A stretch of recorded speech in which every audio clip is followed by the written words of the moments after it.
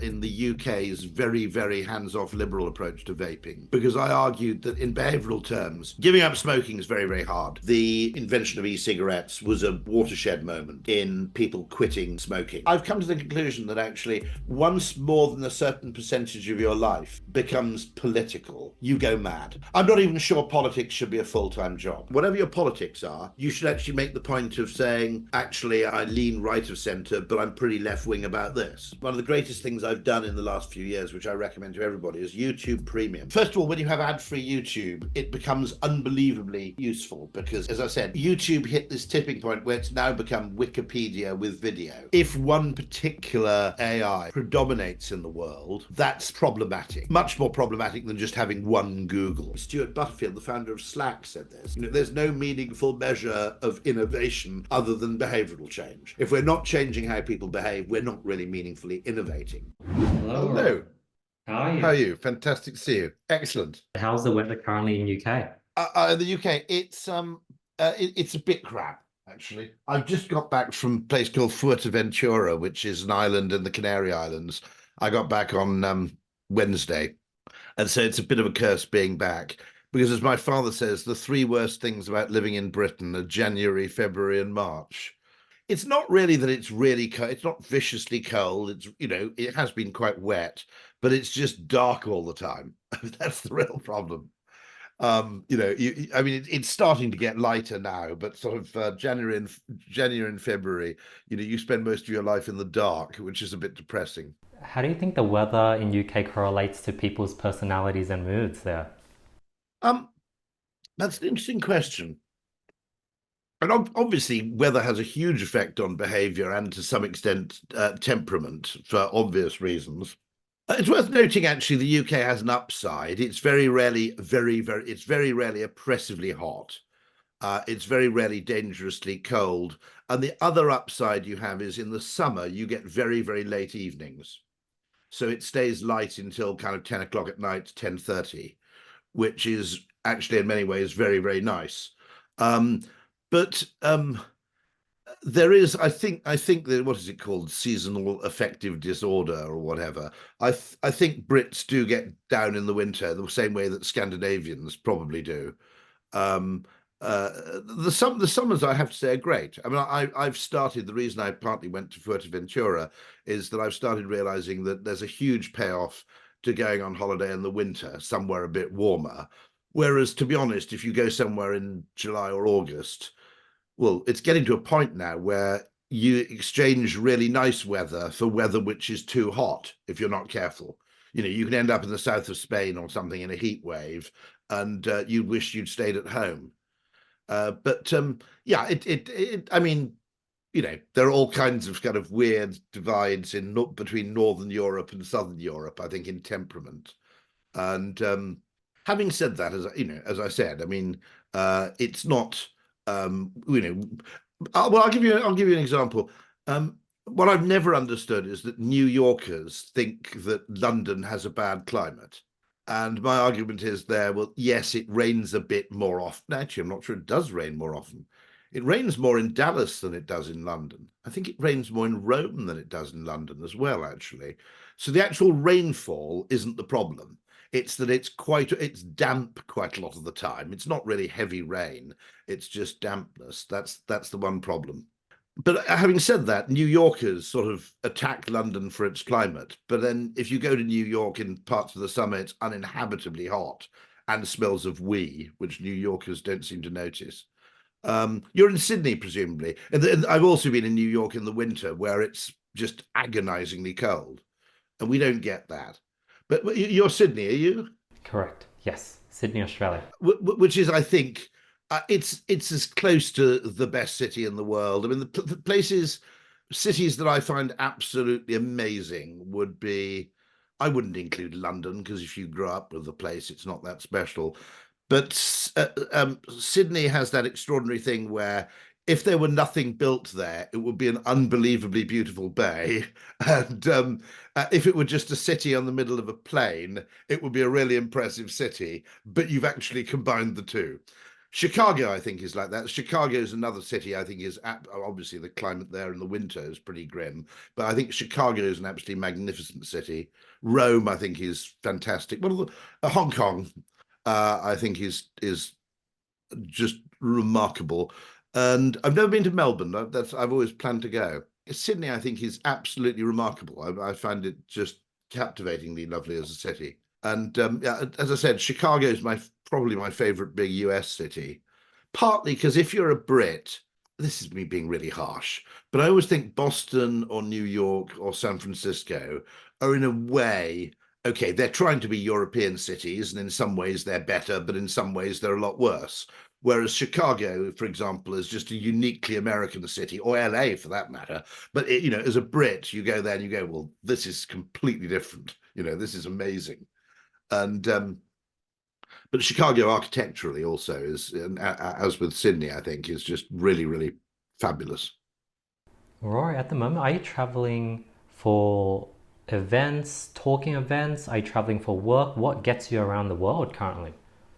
Yeah, I mean, a lot of my travel has been sort of event related, or speaking related, and in a way, I'm grateful for it. In some ways, I'm not grateful for it because in some cases, you end up going somewhere fabulous and then staying for 24 hours. Just wait me 1 second. My apologies. I'm incredibly sorry about that, but it was quite important, which is I woke up this morning to see a Oh, police car in our garden. And the police are here to recover a stolen vehicle because we've increasingly noticed when I say our garden, I live in a sort of apartment, and there are about 7 of us living in this building. But we've increasingly noticed some really weird and suspicious behaviour with people sort of driving in and out in a strange way and so on. And we were just wondering what was going on because occasionally a car would appear here, which we didn't recognise, and then disappear about a day later. And this time the police have been down to collect a car that was stolen last night and where they couldn't remove the tracker, so they just dumped the car here. We've obviously got some sort of strange nefarious activity going on outside.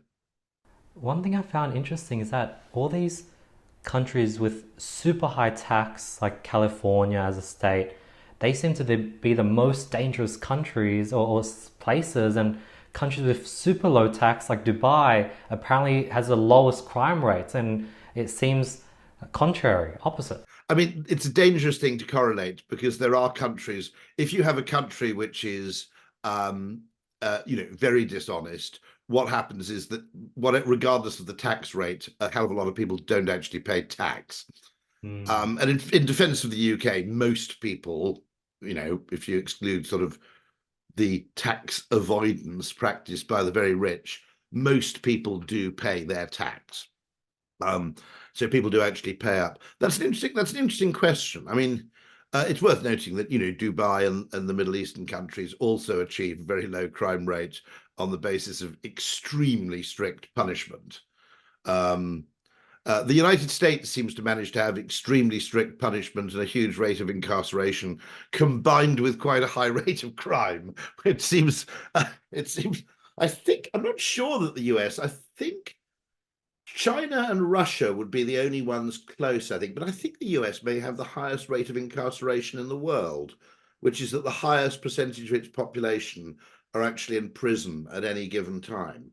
And yet, it doesn't seem to be working brilliantly in some cases in terms of the crime rate. Although you could argue, actually, there are some elements. It's bad for violent crime, the US, but for example, domestic burglary and domestic break-in, partly because you might have a gun. You're less likely to have your house broken into in the US mostly than you are in the UK, and that probably is a benefit. It's, if you can call it a benefit, it's a feature of high gun ownership. In that, in Texas, what are the odds that the guy is packing some heat? Well, it's well over 50%, I would have thought. So you're not going to take that risk of breaking into someone's house.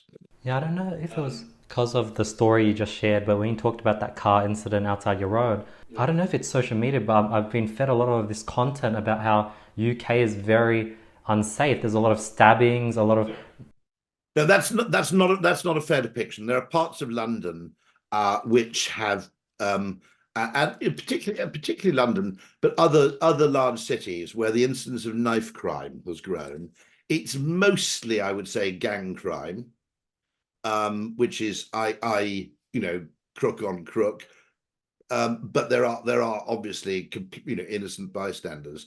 But it'd be unfair to depict the UK as being dangerous.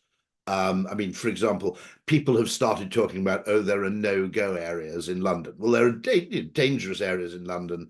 There are areas where I probably wouldn't go after dark. I wouldn't leave my car parked there, not for very long. But there aren't, those things are often an exaggeration.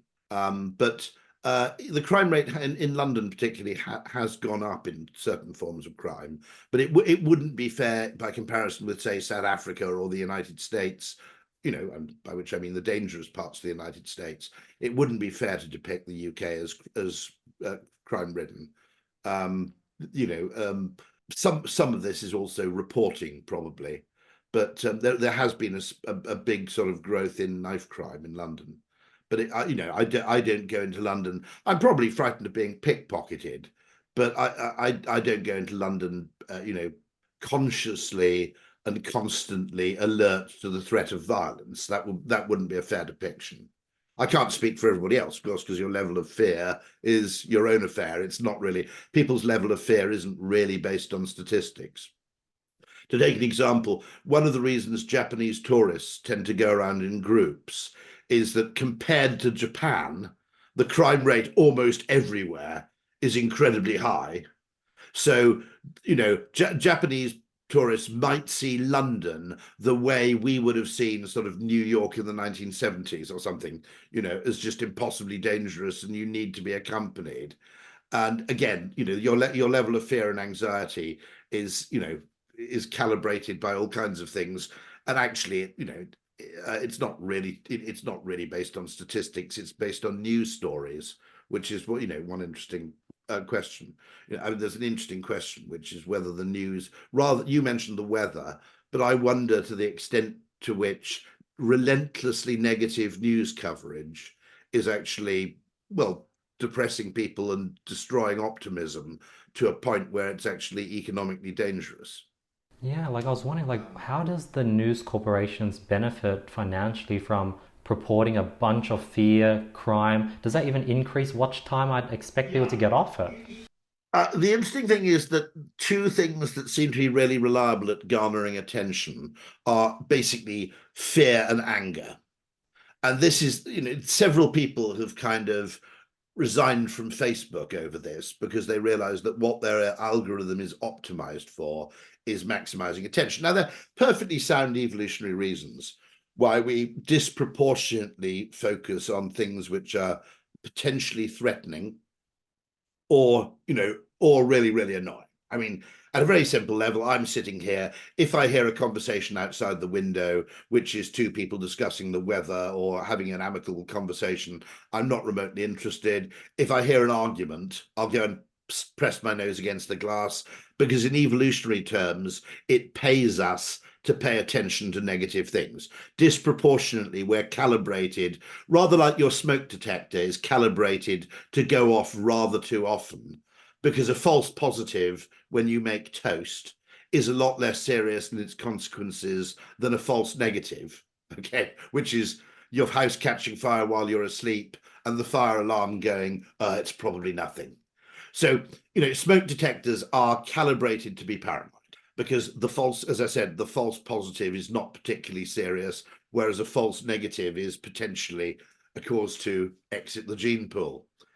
And in the same way, because of that, any kind of news algorithm which is optimized around attention will upweight the negative, because we like good news stories, but we're compulsively drawn to bad news stories. And I think it I particularly worry about the effect on younger people as well, because when you're young, if anything, you should be slightly too optimistic.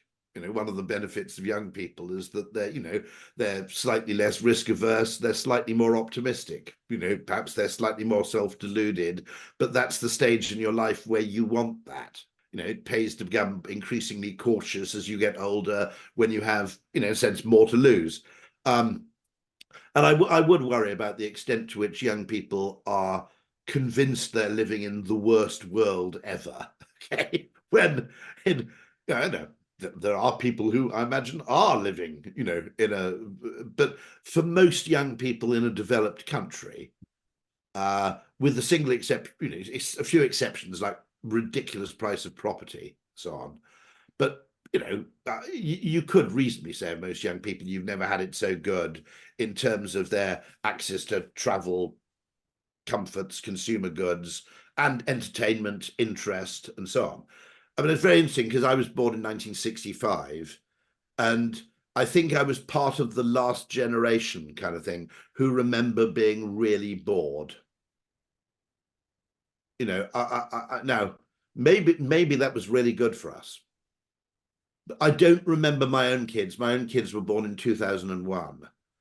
I don't really, they might get depressed a bit, but I don't really remember them going, I've got nothing to do, I'm bored. And, I can remember, I'm not saying that my entire childhood was just, long hours of relentless tedium. I'm not going that far, but there were long periods where you go, I'm just bored now. I can't think of anything to do, and that seems to happen, less and less. But also in all manner of fields. I mean, I didn't fly anywhere long haul until I was about 20, what was 93, 28. So I didn't cross the Atlantic or go anywhere long haul until I was 28. I probably only flew twice between the age of 10. I wasn't from a poor, I'm not claiming for a second I was from a poor upbringing, but I only flew twice between the time I was born and the age of 20, I think, or was it once? I must have been on a plane. I'm not sure. Until the age of about 20, I think I'd been on a plane once or possibly twice. That was it in 20 years. I think people should be, to some extent, reasonably grateful for being born at this moment. And yet, if you, it's also worth noting, by the way, that, of course, what young people lack is what I'd call kind of chronological context. Let's say you're 20 and you've only really been a conscious adult for 7 or 8 years. There's a great phrase, which is that bad news is fast and good news is slow. So most of the bad things that happen in the world kind of are an overnight news event. The invasion of Ukraine, whatever it may be. Those bad things happen really, really fast. Progress in the world tends to be really boringly slow. So a lot of people, for example, think the incidence of extreme poverty in the world is getting worse. It isn't. The incidence of poverty in the world has been reducing progressively for something like, significantly for 30 years. But it's not a news story because it happens a little bit every day. By contrast, the shit that happens, whether it's an earthquake or or some sort of catastrophe or a school shooting, okay, that stuff's immediately newsworthy because it happens fast. And I'm always conscious of the fact that, obviously, as a 58-year-old man, I'm conscious of what's better now than it was in 1972. And people, by the way, are a lot richer in a country like Australia or in the UK. You don't notice it because it's slow and there is still poverty. And to some extent, I would argue that the fact that there is still so much poverty is, rather tragic given the increase in overall wealth and well-being. And you could argue it's a scandal. But nonetheless, something I tell other people my age will remember that, first of all, when I was young, just interesting factors. When I was young, you could tell how rich people were by their clothes to an extent. Now, obviously, you can do that in extreme cases now, in the case of vagrancy and so on.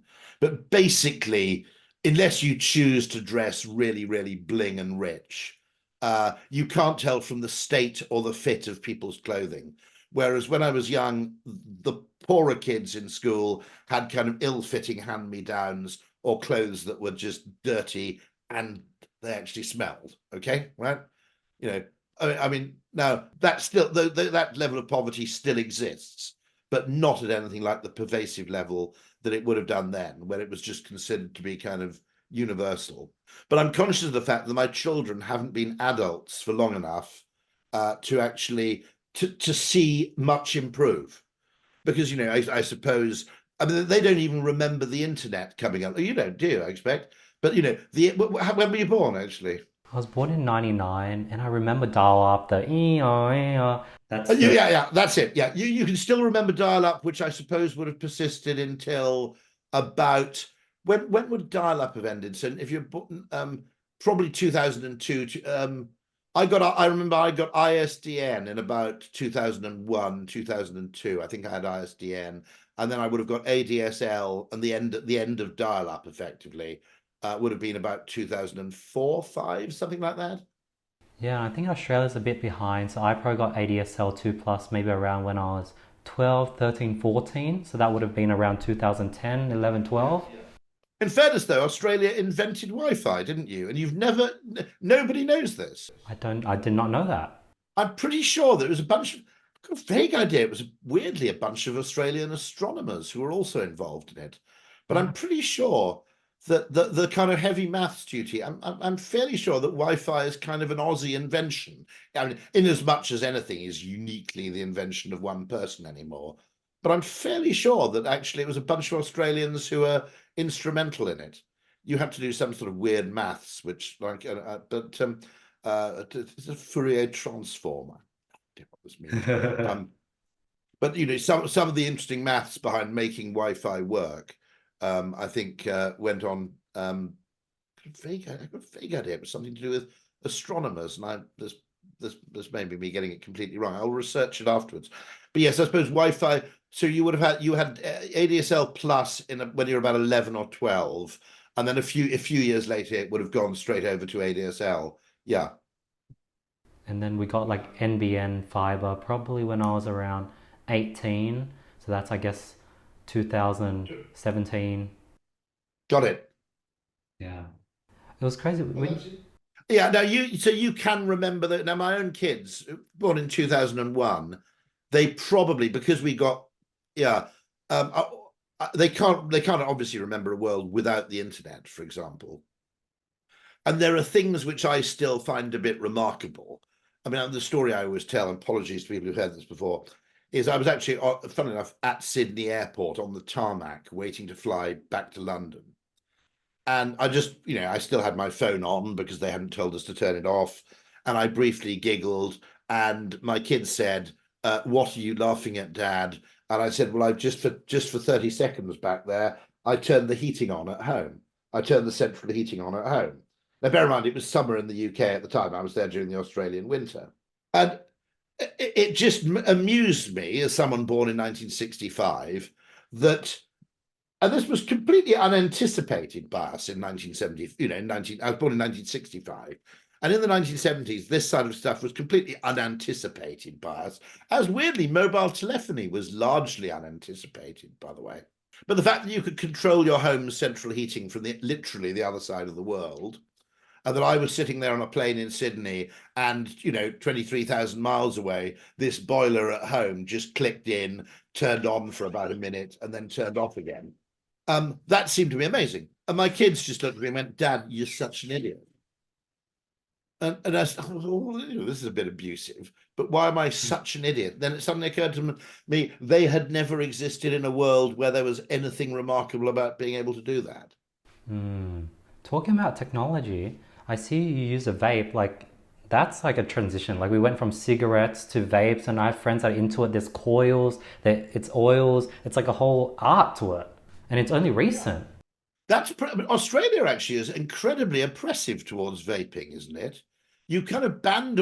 Am I right about this? Because the Australian vaping laws, although I don't think they're enforced, if I'm fair about it, is that right? Yeah, I'm not too sure. I haven't followed along. I think it's highly frowned upon, but a lot of the youth use it. It's very common amongst the youth. It's sort of like cigarettes back in the day. That's how it feels like. Where everyone was smoking a cigarette, everyone has a vape now. Yeah, and my view is I'm slightly instrumental in the UK's very, very hands-off liberal approach to vaping, because I argued that in behavioural terms, giving up smoking is very, very hard. And it's not only the chemical addiction, actually, it's all kinds of mental pathways where you're addicted to the behavior. So things like, to some extent, things like patches, which replicate the drug without replicating the behavior, the inhalation, don't really cut it for people who are long-time smokers in terms of a substitute behavior. And so I was convinced that actually the invention of e-cigarettes was a watershed moment in people quitting smoking and the extent to which people could successfully quit.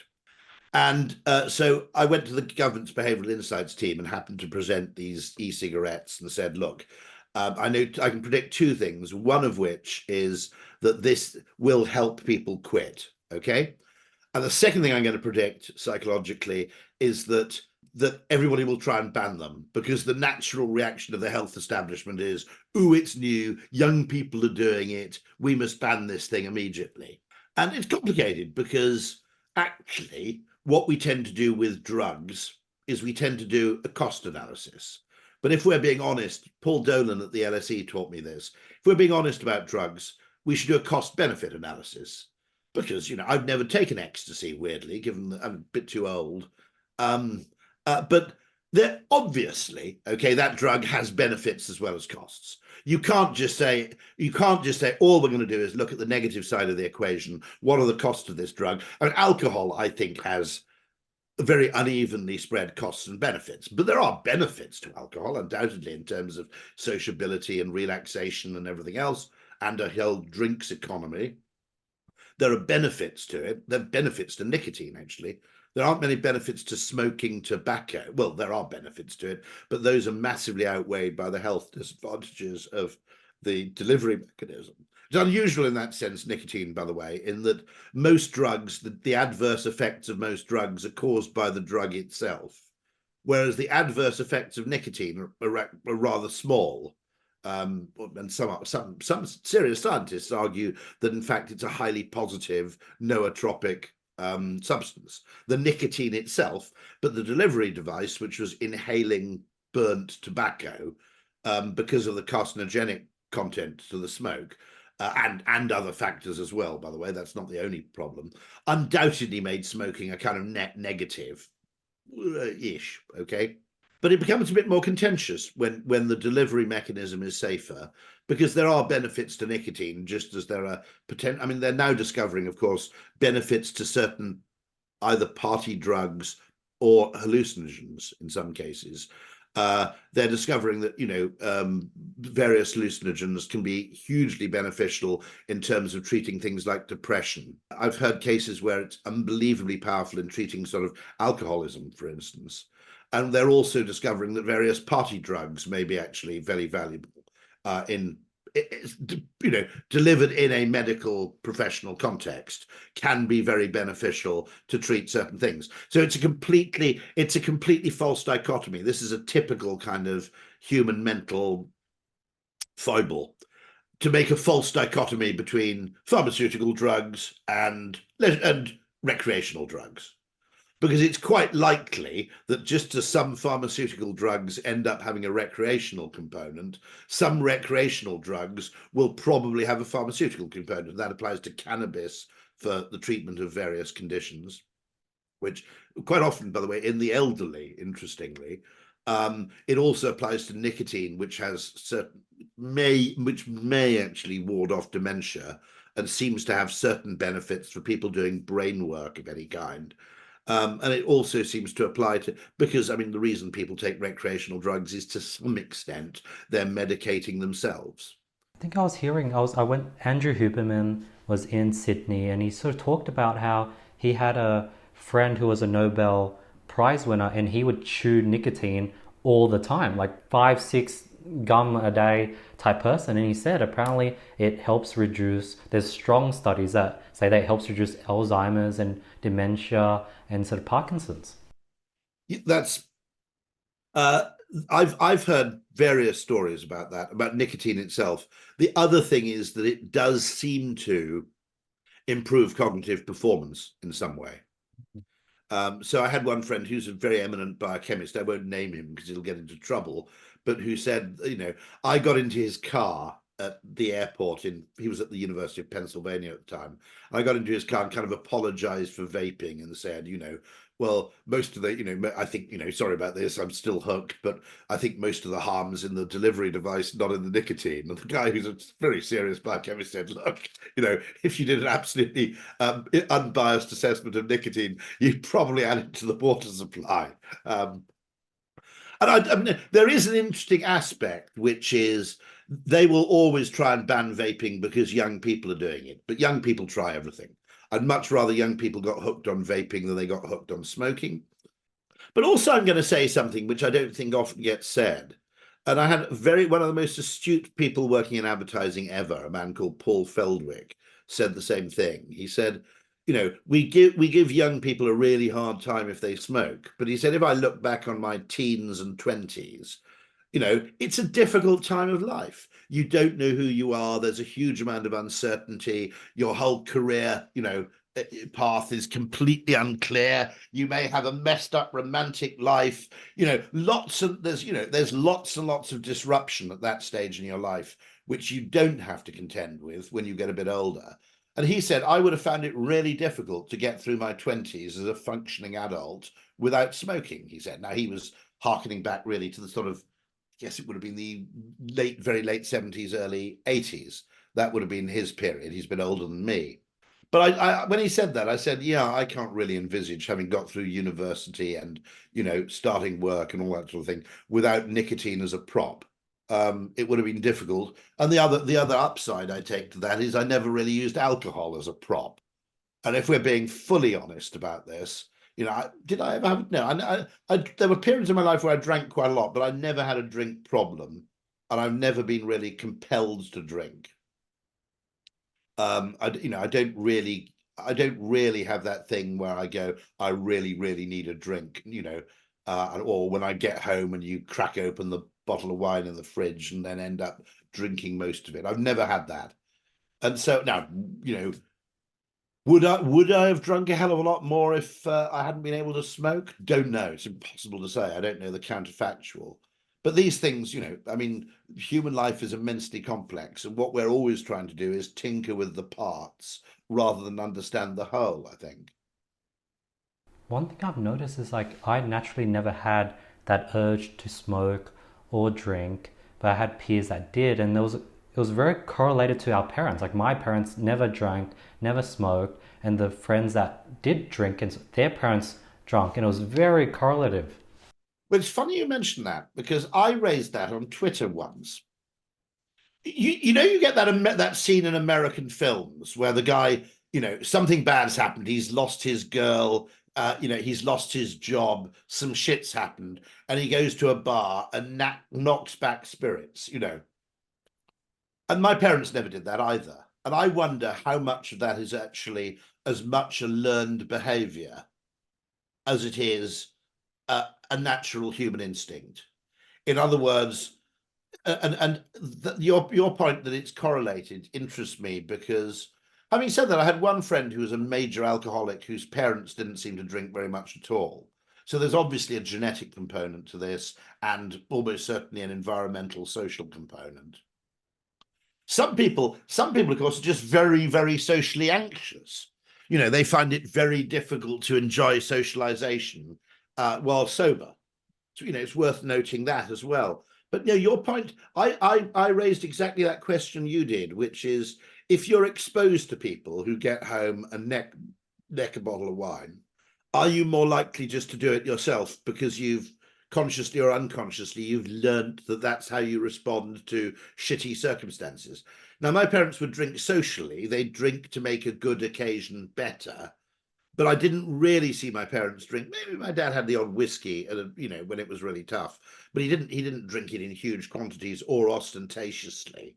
And so it was just a behavior I probably never learned, really. And it is interesting because you'd see in Gen Z a huge decline in alcohol consumption. I mean, it's one of the few uncontestable generational trends is generally a fairly massive reduction in booze consumption.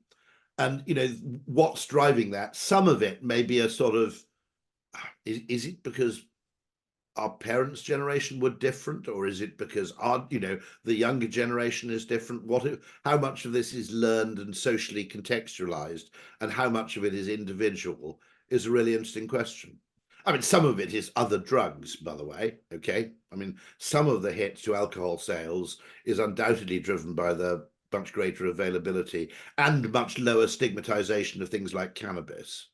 Where when I was at university, if there was cannabis in the university, you would expect the police to get involved, or there was the chance that the police would get involved. Whereas my own children at university seem to regard cannabis as pretty much, just an alternative to alcohol or whatever. I mean, their peer group. I don't think that either of them was a massive stoner, to be honest. But it didn't have the same kind of stigma or kind of, oh gosh, illegal drugs thing. And there's a comedic sketch where the guy goes, what happened to, nicotine and cannabis? They kind of did a role reversal. That nicotine became more and more vilified when it was a universal thing in the, in the 80s. I was in an office where practically everybody in the office smoked. And the extent to which, tobacco has been stigmatized and cannabis has somehow, as he put it, it went to medical school. It got its act together. It turns itself around. Okay. That's definitely a kind of weird phenomenon of my lifetime, which I don't think I would have. There always was a kind of cannabis legalization or decriminalization movement in the UK, in fairness, but I don't think we seriously expected it to succeed to the extent it did. When you sort of talked about everyone was smoking back in the days at the office, the instant thing I thought of was Madman. Like, was life like the TV show Madmen, where everyone's in suits, everyone's smoking, everyone has slick back hair, you're talking about how to sell cigarettes when everyone's saying, was that what it looked like? That was mostly. Mad Men covers the era, let me get this right, from I think the 1950s to the early 70s, if I've got that right. I think it's about a 14-year, something like a 14-year period. I'm pretty sure it starts in the 50s and ends up with the Coke ad, Hilltop, which was in I think it's sort of 1973, 72, something like that. And it's fascinating because, of course, it's it's a brilliant setting that period in an ad agency is 10 times more interesting and more and creatively richer than setting it in an accountancy firm in the same period, because you did see these immense social changes happening. And of course, by basing the whole thing in an ad agency, now when you talk to people in that area, it hugely depends on which agency you're in. And I spoke to people at Ogilvy who remember that period. Joel Raffleson, who unfortunately died last year, wonderful guy. And he always claims it was nothing like that, and his wife always says it was exactly like that. I mean, the drinking thing. I mean, by the way, that was it. That was not just advertising. That was actually endemic in American life in the 1950s, and to some extent the 60s. Was unbelievably boozy and drink ridden. I mean, I remember a friend of my wife's who accompanied her father on a business trip to New York. This is a friend of my wife's parents, just in case you're thinking, well, okay, in the 1950s. And she was given a martini after they'd finished work. Everybody was just handed martinis, okay? And she was handed a martini, and she remembers that it was a big, thick stem martini glass with a huge, great, pyramidical thing.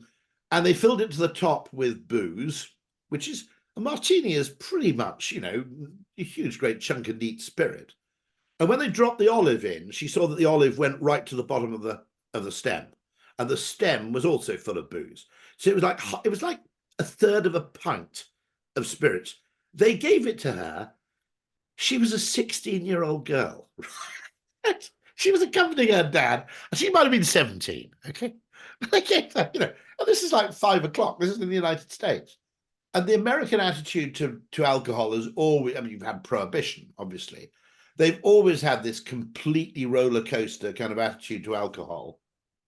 Alcohol consumption in the US is kind of weird. It's very different to the UK or Australia, because a third of Americans basically do not drink at all. So a third of Americans are effectively teetotal.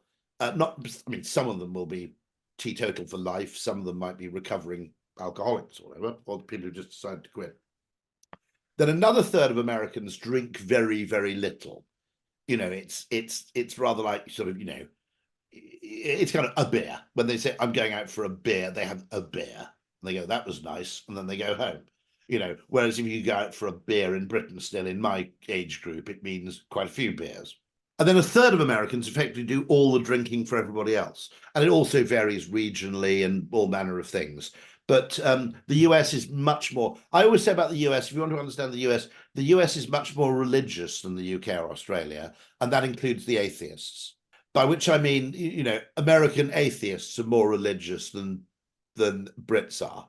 And everybody is, what do you mean that atheists are religious? And I go, well, the kind of puritanical underpinnings of the US, that it was basically founded by religious nutters. The story they always tell is, they were fleeing religious persecution in England. That's not true. They were extreme Puritan nutters, and the Brits were actually delighted to see the back of them because they're a pain in the arse. And that was in 17th century Britain, right? Okay, these people are whack. Okay, right.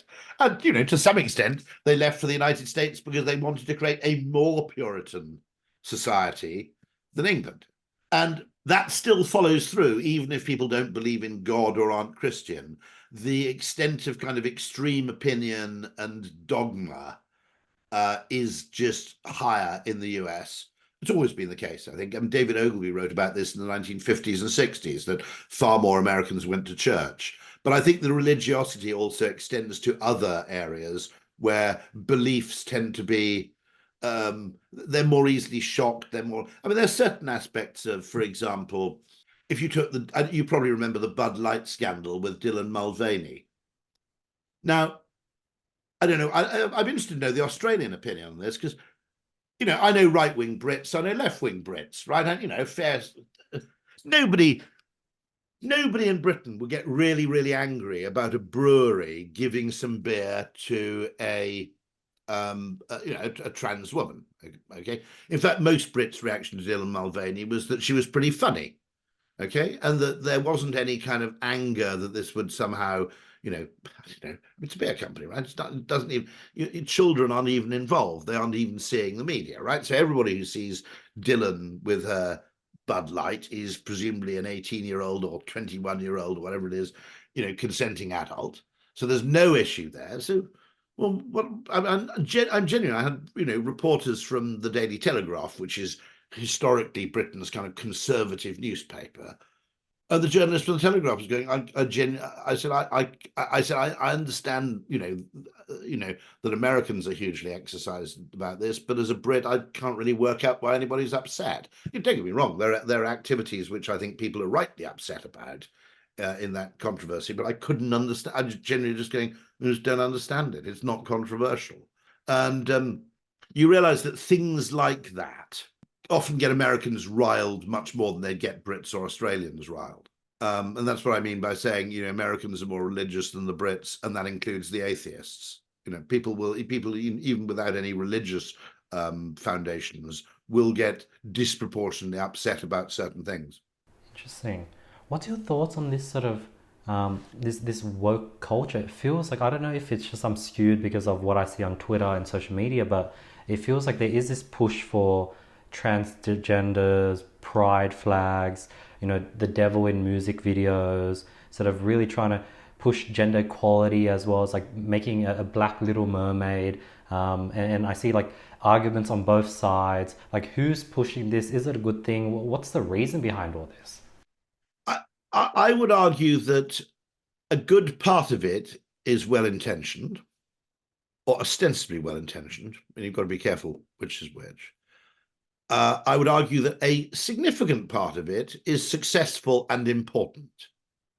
So I'm not one of these people who goes, ooh, it's ridiculous, okay? On the other hand, I think a part of it, in particular, the extreme dogma that emerges. So, what J.K. Rowling says is, I'm not even sure I agree with J.K. Rowling, but I think it's perfectly reasonable that she should be able to say it without fear of kind of censor, cancellation, or, being treated as some sort of deranged turf. Okay. It's a point of view, right?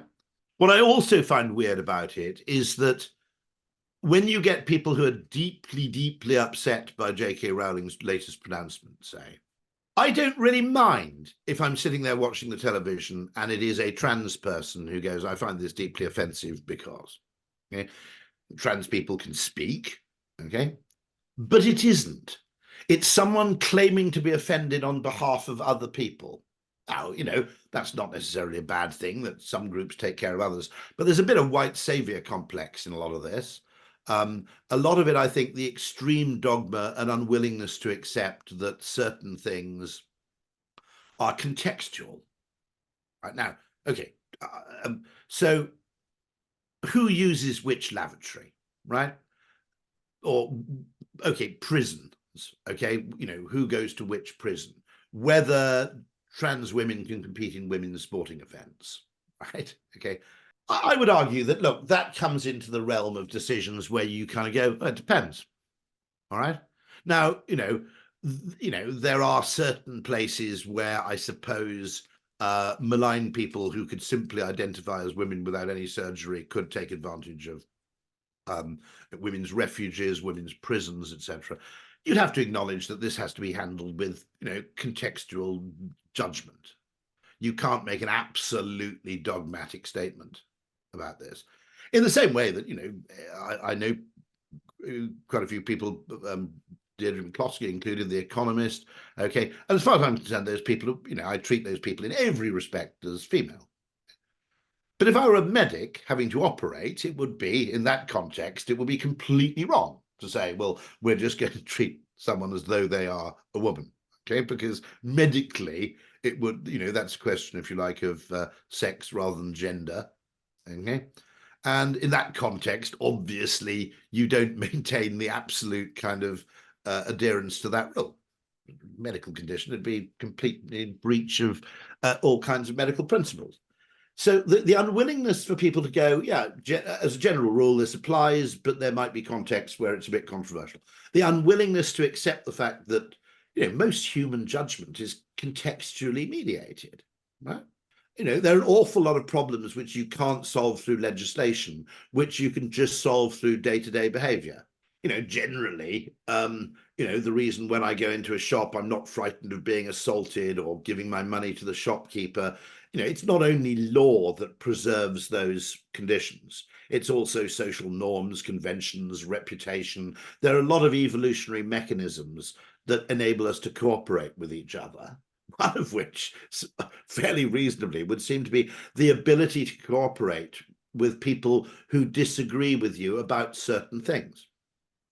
Now, what's quite interesting about this, okay, is that if you work in business, there are people, I know people tend to characterize business as being right-wing, okay, in the way that they tend to characterize academia as being left-wing, right? That would be a sort of generalization. In fact, in business, I included this very wealthy, successful business people. People run the whole gamut from pretty left-wing opinions to pretty right-wing opinions. You know, there are extreme kind of Chicago school, you know, kind of liberal economics people in the business world who want to privatize everything, but they're equally people who think that they themselves should pay more tax, so on. And what I notice about business is at no point is it ever an issue. You know, in other words, right-wing people cooperate with left-wing people because they're trying to, you know, make money.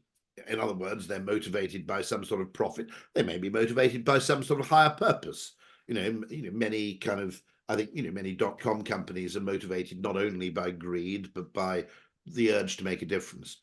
But I've never come across a situation, okay, you know, let's take Ogilvy, where I was unable to work with somebody because we had political disagreements. Now, that would obviously apply if the person was like a absolute, you know, virulent sort of racist or Nazi or something. So, you know, I find this problematic. But generally, people can cooperate across, just as if you go to a pub, the typical table of pub boozers will consist of a range of political opinion. And it doesn't prevent them drinking together or generally agreeing or sharing jokes or cracking gags. This idea of complete opinion purity, which is that you can, that somehow you become defiled if you're exposed to people with dissenting opinions, that strikes me as a pathology. That strikes me as just fundamentally ridiculous. And the other thing that strikes me as a bit weird too is the extent, as I said, to which I'm very, very interested in hearing black opinion on the black experience. For example, what it's like to grow up in England with, in some cases, and England's by no means the worst country in which you could grow up under those circumstances, okay, but, forever surrounded by a vague sense of unease. It may not be that you have absolute, you've actually been a victim of violence, although you're possibly more likely to have been. But the fact that you feel, conscious, vague unease all the time. Now, that wouldn't occur to me necessarily. And so listening to people who had a different experience to mine is really, really valuable because it's always a really useful exercise trying to see things from other people's point of view. But at the same time, I find them, I want to hear more about that opinion. I want to hear I want to hear more trans voices on the news talking about what that is. But instead, what you get are these weird people who are kind of setting themselves up. They're sort of self-appointed saviors. And it annoys me because I think, the voices should go to the people themselves, not to a bunch of weirdo academics who've just decided to, invest their whole reputation in one or other a particularly extreme opinion. Now, again, I was talking to John Cleese about this, who's fairly active as an anti-woke spokesperson. And it's notable that even left of centre comedians, are more or less saying, look, if you're in danger of killing comedy here. And anyway, should comedy be judged? Should what is acceptable comedy be judged by really humorless people? Is a really, generally, okay, you want wine judged by people who know a lot about wine and food judged by people who know a lot about food, okay, or at least who have taste buds, okay. Now, what we're having comedy policed by people who basically don't have a sense of humor. And so I can understand why comedians find the woke thing extraordinarily stupid, because, of course, the other thing is that as a comedian, quite often you're adopting a persona. You're not actually saying what you believe, I mean, I think Ricky Gervais does believe some of what he does, but some of it is an act. And so I understand why comedians, but John Cleese and I would agree that things like trigger warnings aren't a bad idea. There are various people who can be traumatized by particular forms of content, and therefore warning them in advance that some of that content might be in the Netflix film they're about to watch strikes me as a basic courtesy. There is one criticism of which I thought was interesting, which was I think there was an opera guy, an opera producer, who said, but the whole point of this thing is to surprise people. And therefore, if they know what's happening in advance, it ruins it. Well, my answer to that is, I think you should make the trigger warnings. What I mean is you should make them optional, which is press your red button and we'll display what this film, if it contains nudity, swear. I'm not remotely bothered about swearing. I'm not remotely bothered about nudity. There might be, elements of content which would, I'd find distressing. And so allowing people at the very least to have a preview of what the content contains. That strikes me as a perfectly reasonable thing to do. And so there are people on the right who get angry about absolutely everything. And that's just as ridiculous a position. And I've come to the conclusion that actually once more than a certain percentage of your life becomes political, right, you go mad. I'm not even sure politics should be a full-time job. I'm not sure we wouldn't be better run if, it was done by either people who'd retired from doing something else, or it was done at the weekends by people who had other jobs during the week. Because it seems to me evident that, at some point when you're literally wake up in the morning and you see the world exclusively through a kind of left or right-wing political lens, you start to go mad. And I've seen people in various sides of the, it could be everything from, trans debates and TERFs, etc. You can see people, and you probably noticed the thing that when people retire from politics and they're interviewed on television, they suddenly become much saner, more reasonable people. We're optimizing the world around the need to win arguments rather than the need to solve problems, and that strikes me as very problematic. In other words, we're creating a kind of, in other words, political people are obsessed with winning an argument and point scoring, and it's not a good culture if you want to collaboratively and creatively solve problems. That kind of point scoring adversarial culture isn't what you want most of the time. I mean, sometimes it probably works, but actually this is deeply problematic, because I think you see people literally being, and I think it happened a bit to Jordan Peterson. Okay. He started off with, I think, a reasonable objection to making it a legal requirement in Canada to use certain terms, where he said there's no precedent. I wouldn't disagree with him on that. And I think that there was a phrase used of the right-wing British politician Enoch Powell, which is, he was driven mad by the remorselessness of his own logic. And I think that's happened a little bit to Jordan Peterson. You've become so invested in one position that essentially you have this kind of reputational sunk cost, where your entire reputation and sense of identity and self-worth effectively gets identified with a particular political position. And given human sensitivity to kind of status and reputation, I think that when that happens, you go mad. And I think you should always make the point, whatever your politics are, you should actually make the point of saying, actually, I lean right of center, but I'm pretty left wing about this.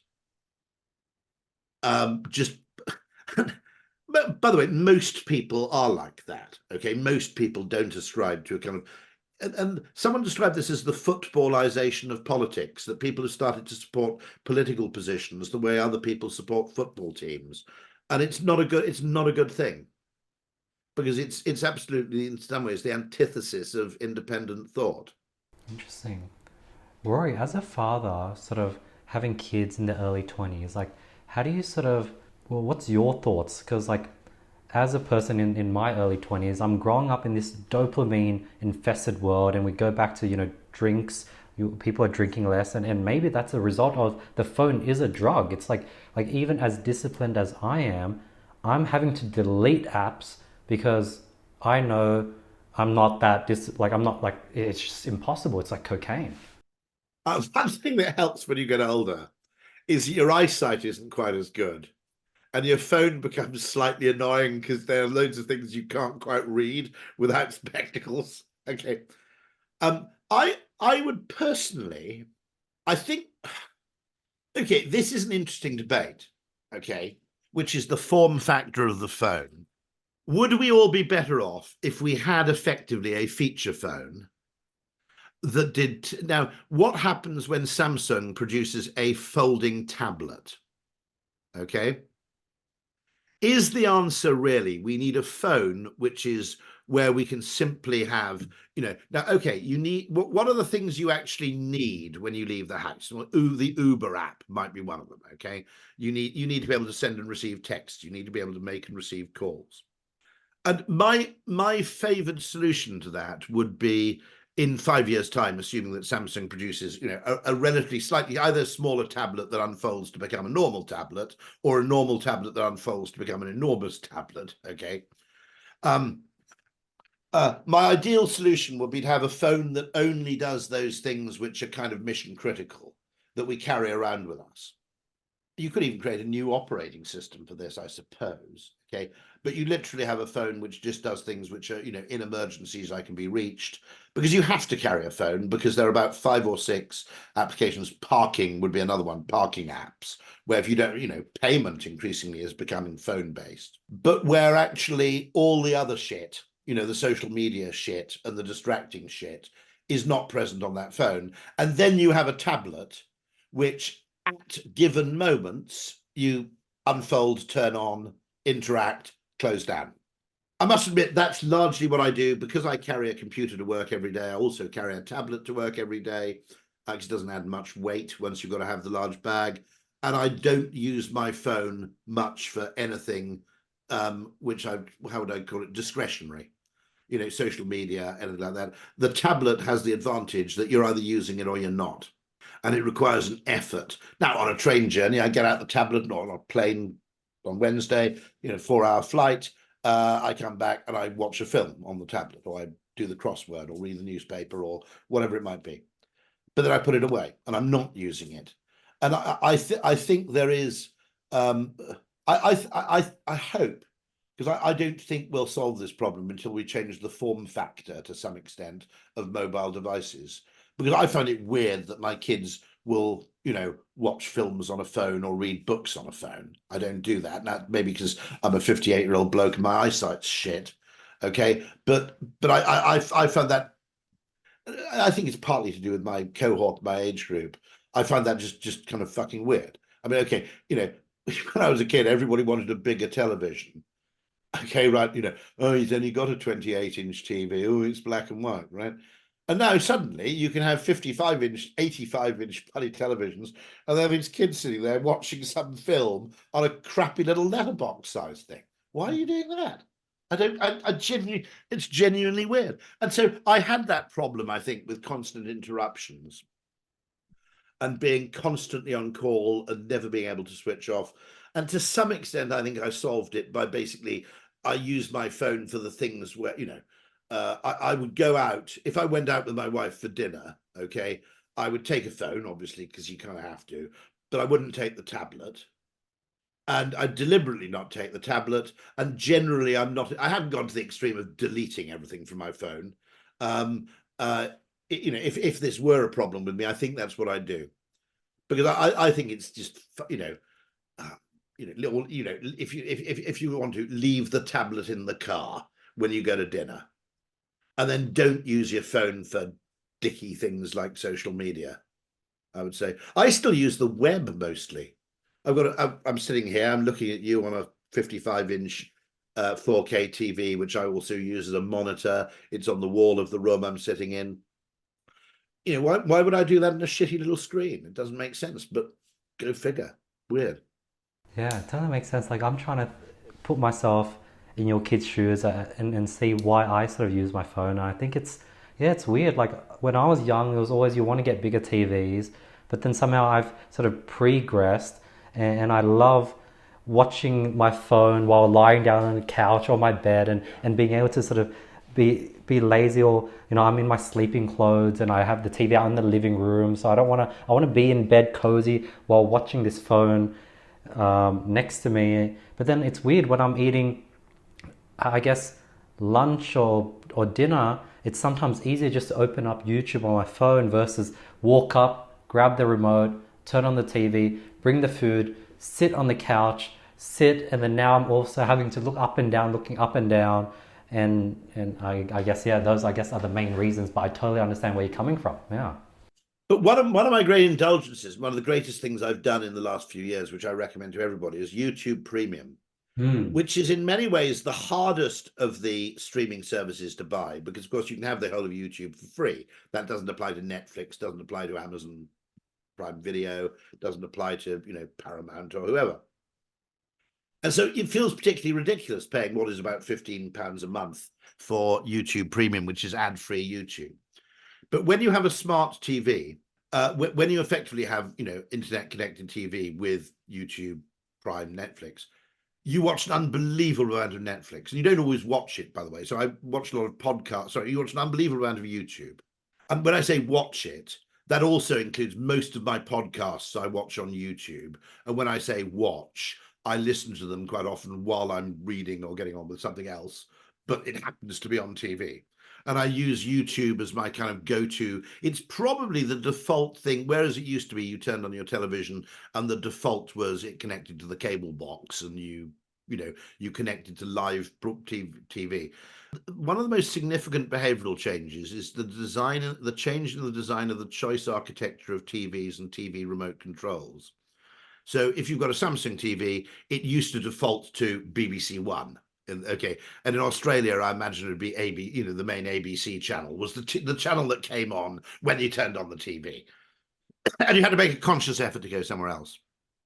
What's happened now is you turn on a Samsung TV, and when you press the button with the little house on it, okay, what it takes you to, the default position is: do you want to watch YouTube? Do you want to watch Sky? Do you want to watch Netflix? Do you want to watch this? And I find first of all, when you have ad-free YouTube, it becomes unbelievably useful because, as I said, YouTube hit this tipping point where it's now become Wikipedia with video. It used to be interesting, but it wasn't really searchable. It's now reached a volume of content, and I don't know when we reach that tipping point, where if you have a weird, obscure IT problem, if you need to, actually it doesn't really happen in Australia much, but if your boiler outflow freezes and you need to repair that, okay, you can search and there'll be someone who's made a film about it. I think that's just extraordinary. I think it's just amazing. The extent to which you can search for really, I discovered, I'm very interested in advertising, and for 50 years, well, I wasn't really in advertising when I was 5, okay, but for 30 years of my life, I'd never seen any film footage of Bill Burnback. I vaguely knew what he looked like from photographs, and I discovered on YouTube there are a couple of TV interviews with Bill Burnback. What the fuck? Okay, and who's this guy who posted that? What a hero, right? You had that content in your possession. Well, most of us, selfish bastard I am, would have gone, oh, I'm glad I got that. I'll store it on my PC. And these people go to the bother of uploading it and, doing all that sort of thing. And, the people who post, film clips, the people who post, documentary footage, the people who post, kind of archive footage. I mean, those people are fucking heroes, right? It's just an act of glorious, selfless generosity. And so the extent to which now YouTube is searchable, we need to learn to use it differently, because it is now, as I said, Wikipedia with pictures. If there's a topic you're interested in, there's more than enough content on it. And when you pay the extra for YouTube Premium without the interruptions, that particular application of YouTube becomes 5 times more, more applicable, more valuable. So I mean, one of the things I try and do is, I watch television when I'm watching. One of the problems of the mobile phone, right, is that when I started work in 1988, where you were determined what you did, right? If you're in a meeting room, you're in a meeting. If you're in a photocopier room, you were photocopying. If you're at your desk, you were doing desk-like things, right? If you're on the phone, you were on the phone, making a phone call, right? So where you were and the equipment you were using focused you on a particular thing, because there was only one thing you could do in the photocopy. Well, I suppose there were nefarious things you could do in the photocopier room, but basically you photocopied. That's what it was there for. That's why you were there, and that's what you did. And the phone, by being this annoyingly portable universal device, has kind of created continuous distraction. And that's not the worst problem. The worst problem, if you read the work of people like Jonathan Haidt, is the unbelievably deleterious effect that social media has, particularly, it appears, on young and teen girls. This is Haidt's research. You might argue that, I mean, gaming isn't particularly male anymore. It used to be, but it's not, but you might argue that, to some extent, if you're not a gamer and females seem to be more fixated by social media. I mean, we notice this. Is this social pressure? Is it genetic? Who knows? But, my wife feels awkward going to a restaurant without putting makeup on, so there is some element in which women are either trained or born to be more conscious of questions of appearance, right? And also perhaps more, there seems to be a slight rule for blokes, which is as long as you're really good at one thing, you can be shit at everything else, right? Okay, no man is embarrassed if he can't cook, right? No, as long the basic bloke strategy seems to be really good at one thing and then what the hell, okay? And so that imposes far less pressure on other parts of your life where you're not trying to be really good. Obviously, if you're a great cricketer, you've got to be good at cricket, but then you're allowed to, do a bit of a Shane Warne in the rest of your life. It does seem to me that in other words, the constant exposure to what feels like a form of judgment and the exposure to completely unrealistic, curated views of other people's lives, okay, does seem to have really deleterious effects. Now, by the way, I don't know how to react to this because my children, my daughters, I think they both got through it okay. I don't know why. One of them was hypersocial and so was always going out and meeting people anyway, and would rather meet people in the real world and had a great friendship group. The other daughter was nerdier, but she was more likely to be reading kind of Tumblr or reading nerdy articles on stuff than obsessing about what her friends were posting about. And neither of them tipped over in their teens. They're now in their 20s, in their early 20s. Neither of them, I think, tipped over into any kind of dangerous social media, either addiction or anxiety. But I think a lot of things are like alcohol. What I always say about alcohol is that tobacco and alcohol are slightly different, okay? Because smoking is quite bad for quite a lot of people who smoke. I mean, some people, my dad still smokes at the age of 93. Some people get away with it, but generally most people who smoke will probably end up having adverse life consequences from it at some point. But equally, not many of them die at 28. That's motorcycling, that's mountaineering, okay? That's base jumping, or it's alcohol, actually, not 28, but all of the people I know my age who are already dead, it's basically alcohol, alcohol, alcohol, motorcycle, mountaineering. And my point is that I think social media is a bit like alcohol in that it's beneficial or neutral to a lot of people. But unlike tobacco, which is quite bad to quite a few people, I think alcohol is catastrophically bad to fewer people. There are people who drink with no problems at all, who enjoy drink. Winston Churchill always said, I get more out of drink than drink got out of me. I've taken more out of drink than drink's taken out of me. There are people who basically have a relationship with it, which is beneficial. But if you have really, really serious alcohol problems, that's catastrophic in a way that I mean, you may end up dead very, very young. You may end up totally unable to function. You may end up falling out with your family. You may end up killing someone in a road accident. The consequences of really bad alcohol use are in a way much wider socially than the consequences of tobacco use, which tend to be confined largely to the individual who practices the habit. And in defense of smoking, okay, yeah, if you die at 68, it's a bummer, but if you die at 28, it's a tragedy, right? It's a different order of magnitude as well. It's pretty cool how you sort of summed it around back to how the next generation is drinking less and how that's a benefit. So it's pretty cool how you were able to loop the whole thing back. I saw you did that. That was really cool. What's your thoughts on AI? And you talked about sort of obscured, tailored videos. Like eventually I'd be able to go to like an AI and be like, as a 24-year-old Vietnamese Australian, I weigh 70 kilos. What's the best treatment for my eczema? Like it could go that obscure, right? It could, and you could get video content produced around that, which would be interesting. My initial fear with AI is interesting, which is undoubtedly it has possibilities. All right. You'd be insane. However, there are various threats which we ought to be alert to. One of which is, of course, its ability to produce things that are just to hallucinate and produce things that are fundamentally wrong. The second thing is that how you train it affects it. All right. Now, if one particular AI predominates in the world, that's problematic. Much more problematic than just having one Google, if you like. Okay, I mean, having one Google, I think, is problematic. But at least Google does, there is that fundamental fear that, is this going to be kind of let a thousand flowers bloom with AI, or are we going to end up with the same problem we had with tech behemoths, basically the winner takes all effect? Then there's the problem of it acquiring superintelligence and destroying the world. Well, other people can worry about that because it's not my area of expertise.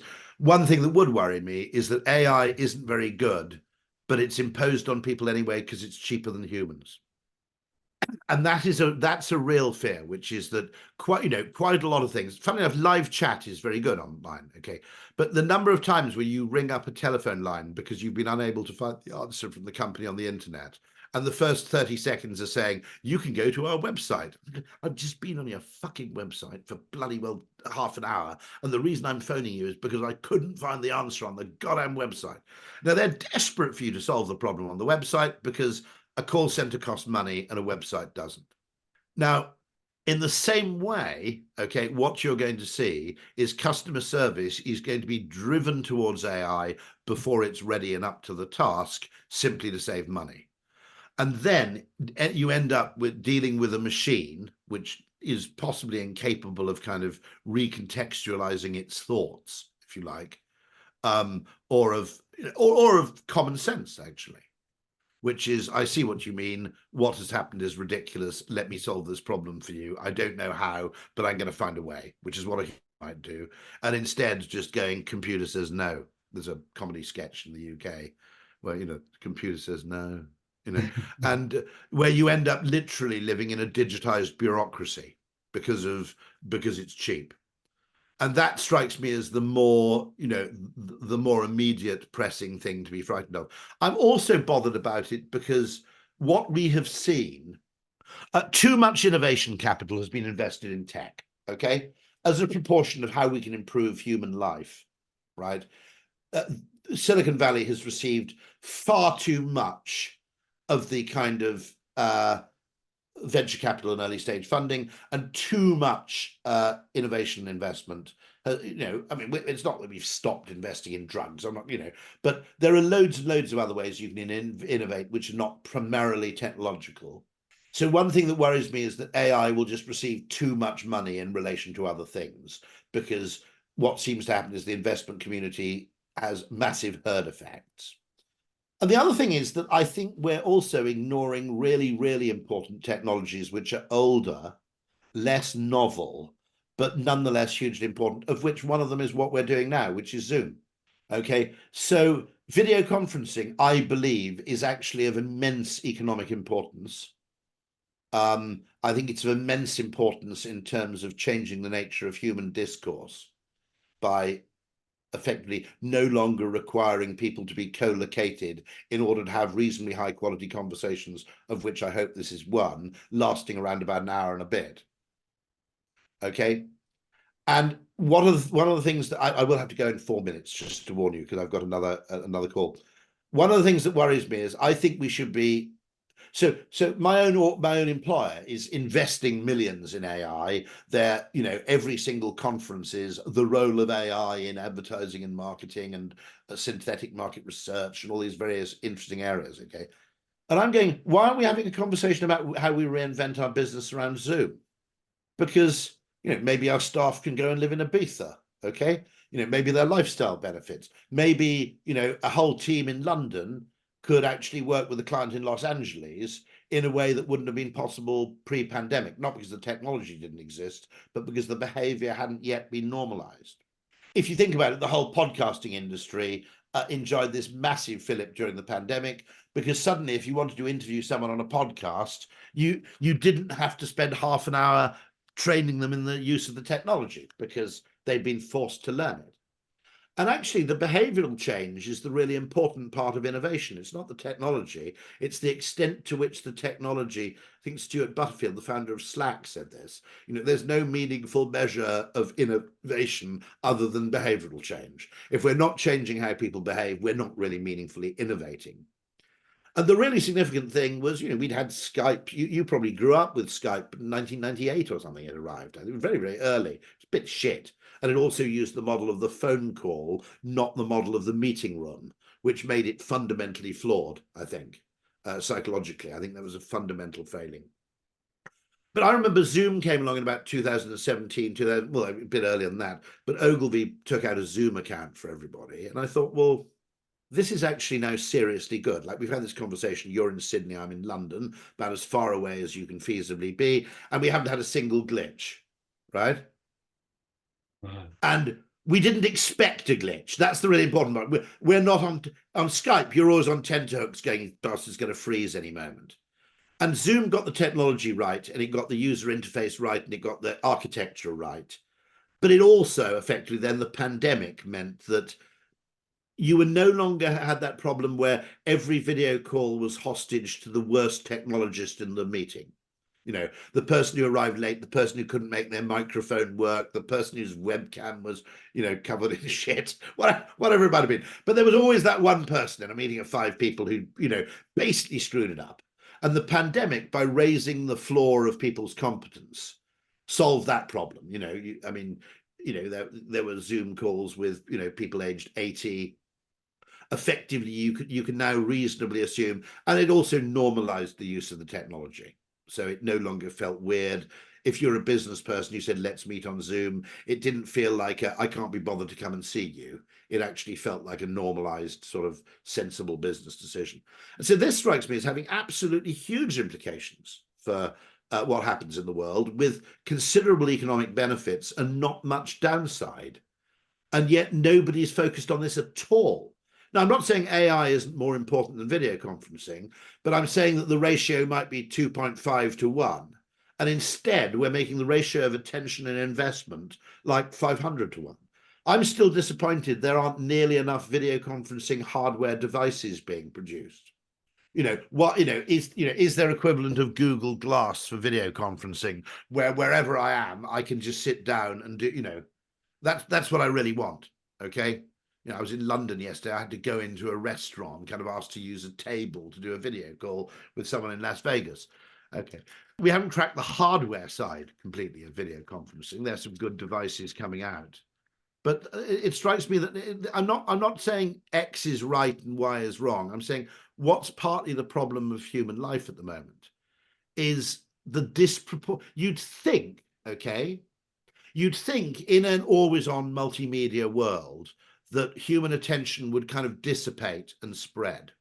And we now get to the question of mimesis and that guy, Pierre, whatever his name was at Stanford, where we as humans, do we just watch what everybody else is watching? Because you have this absurd concentration of attention and energy on one or two very, very narrow topics to the exclusion of everything else.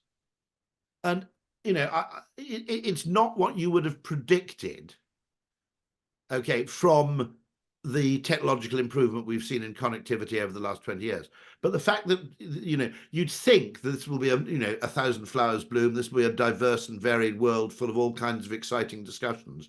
But to some large part, it's absolutely the opposite. It's everybody getting obsessed about the same thing because everybody else is obsessed by it.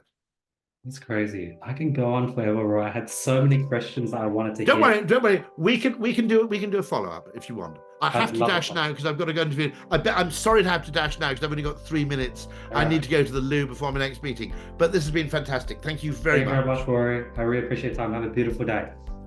All the best. You too. Bye-bye. All right. So that was an episode of the podcast. That was pretty interesting. The hour and a half flew by. I had so many questions I wanted to hit that I couldn't hit. But that's okay. I definitely want to do a follow-up with Rory. Yeah, very insightful conversation. Hope you guys got some value. Please let me know your thoughts. I'll see you guys next week on another episode of the podcast. Peace.